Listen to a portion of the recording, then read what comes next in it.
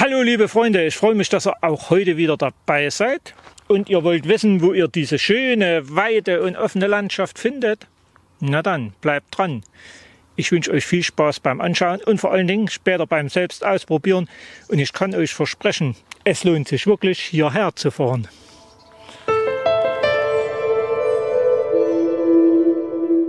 Im Morgendunst starten wir zu unserer heutigen Tour im Herzen der Schwalm, im altehrwürdigen Ziegenhain. Und der Morgendunst verspricht schönes Wetter. Und obendrein hüllt er das Städtchen in einen zauberhaften Mantel ein.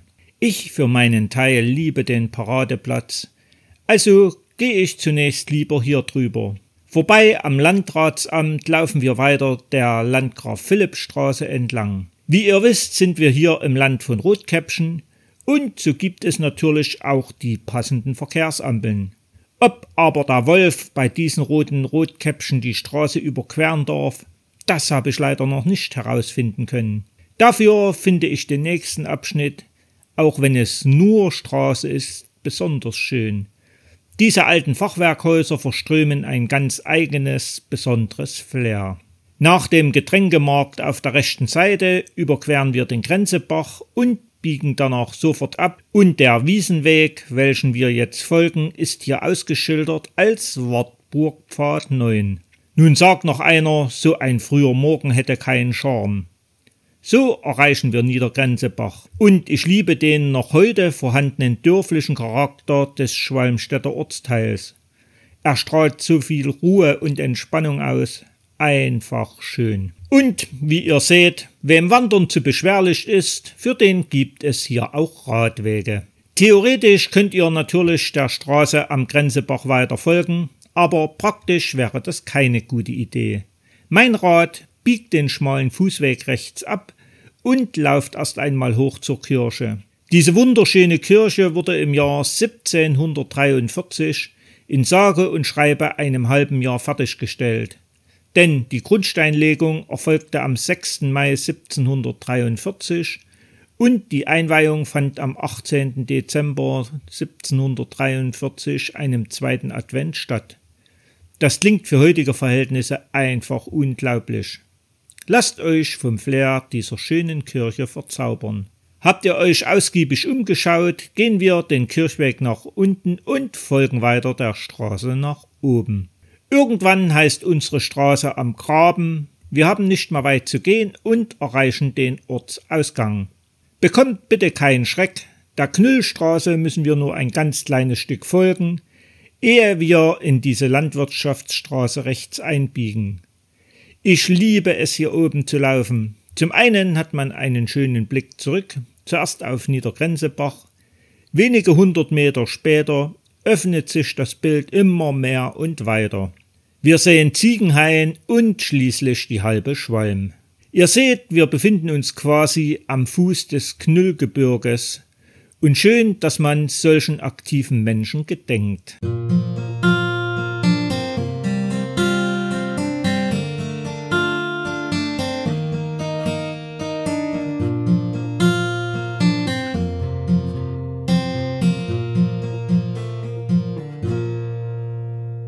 Am Waldrand angekommen habt ihr wieder einmal die Qual der Wahl.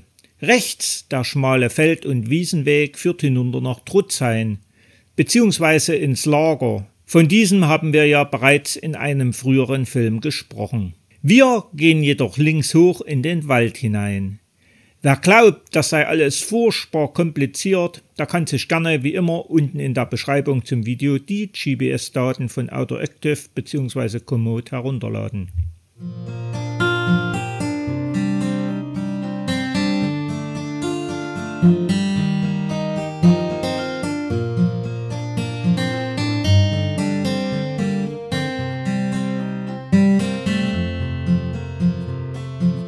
Wer genau aufpasst, der entdeckt etwas ganz Interessantes.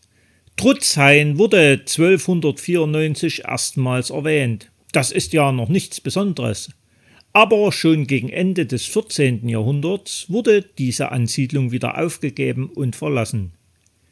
Im Zweiten Weltkrieg wurde hier in der Ortslage besagtes Kriegsgefangenenlager errichtet. Am 1. April 1951 wurde dann durch Aussiedler auf dem Gelände des Lagers das alte Trutzhain neu gegründet. Wer es nicht kennt, der sollte der dortigen Gedenkstätte unbedingt einen Besuch abstatten. Wir laufen den breiten Forstweg ein Stück nach oben, biegen vor den ziemlich verlandeten Teichen rechts ab und folgen dem Hinweis Kriegsgräberstätte. Weit müssen wir auch nicht gehen und der Waldfriedhof ist zu sehen. Wer den Film über unser Rotkäppchen gesehen hat, der weiß Bescheid. Die systematische Ungleichbehandlung und Trennung der verschiedenen Gefangenengruppen fand ihre Fortsetzung über den Tod hinaus in der Bestattungspraxis der im Lager verstorbenen Kriegsgefangenen. Die polnischen, französischen, belgischen, jugoslawischen und amerikanischen Toten des Gefangenenlagers wurden auf dem heutigen Gemeindefriedhof Trutzhains in Anwesenheit eines Priesters unter Geleit von Gefangenenkameraden bestattet. Auf dem zweiten, weit abgelegenen heutigen Waldfriedhof vergrub man die Todesopfer der von den Nazis als Untermenschen bezeichneten sowjetischen und serbischen Kriegsgefangenen sowie die toten italienischen Militärinternierten. 1992 wurde der Friedhof nach einer Umgestaltung und Wiedersichtbarmachung der russischen Grabreihen als Mahn- und Gedenkstätte Waldfriedhof Trutzhain eingeweiht. Seine Betreuung und Pflege übernehmen seither die Abschlussklassen der Karl-Banzer-Schule Ziegenhain. Nachdenklich gestimmt setzen wir unseren Weg fort.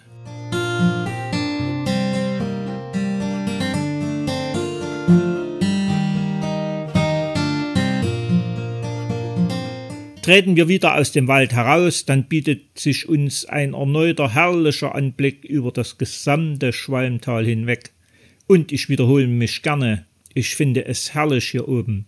Es strahlt so viel Ruhe und Frieden aus. Zunächst queren wir noch die Asphaltstraße und bleiben am Waldrand.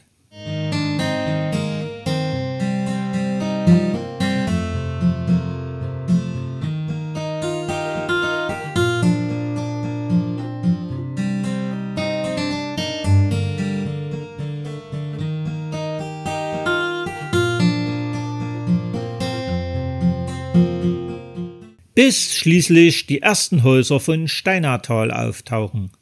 An der nächsten Kreuzung haben wir erneut mehrere Möglichkeiten.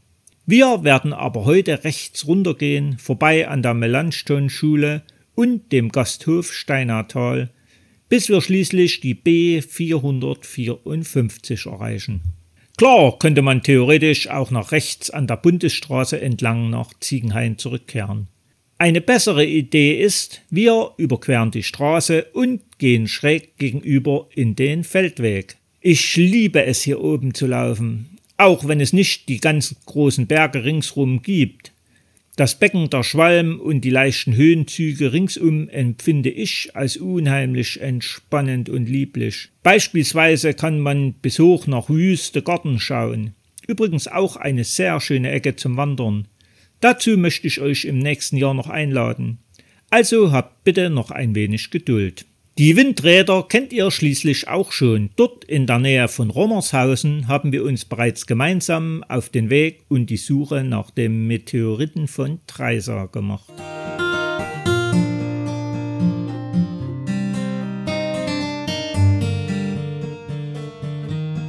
An der nächsten Kreuzung stellt sich wieder einmal die Qual der Wahl.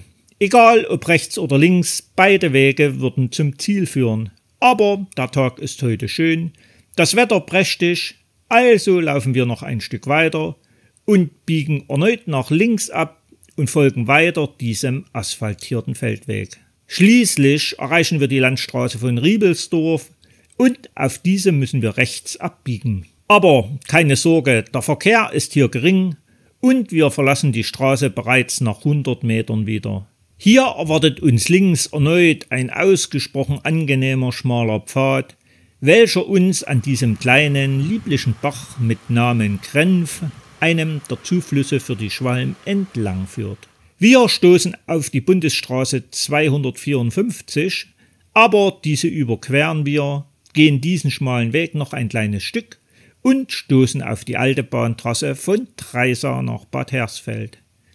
Die sogenannte Knüllwaldbahn wurde bis 1907 errichtet. Wie leider vielerorts begann auch hier ein langsames Streckensterben. So starb Stück für Stück diese Strecke und 1999 kam das endgültige Aus für den letzten Abschnitt.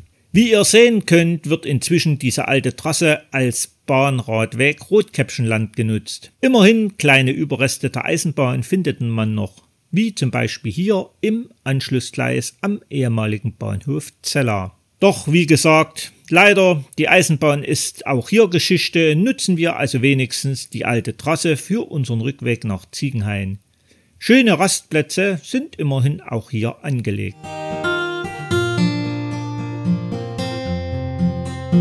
Kurz vor Loshausen müssen wir erneut eine Straße überqueren. Während früher der Straßenverkehr dem Zug den Vorrang geben musste, müssen wir heute warten. Aber der Verkehr ist zum Glück nicht so übermäßig. Und hier vor Loshausen mündet die Grenf in die Schwalm. Ich persönlich finde Loshausen übrigens sehr idyllisch und zu meiner großen Freude findet man hier auch noch einige Überreste der alten Bahn. Außerdem bieten sich noch weitere Möglichkeiten für unseren Weg an. Beispielsweise kann man auch von hier quer durch die Schwalmwiesen laufen. Ich jedoch war neugierig auf die alte Bahntrasse und so kommen wir bald am alten Empfangsgebäude vorbei, welches heute als Wohnhaus liebevoll gepflegt wird. Und dass wir im Lande der Gebrüder Grimm und der Märchen sind, wird uns ebenfalls in liebevoller Form gezeigt. Schön, wenn alte Traditionen und Geschichten so gepflegt werden.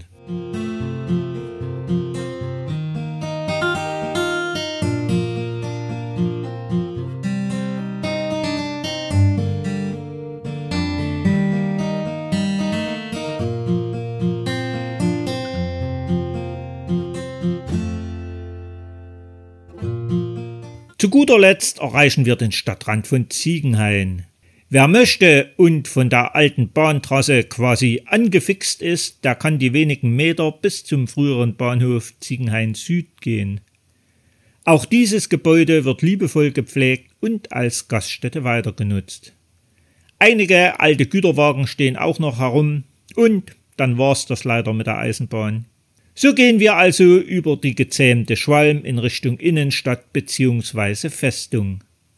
Wem die Füße noch nicht wehtun, der sollte sich unbedingt noch hier umsehen. Und so hoffe ich, ihr hattet auch an dieser Tour quer durch die Schwalm euren Spaß. Und in diesem Sinne, ciao und bis bald.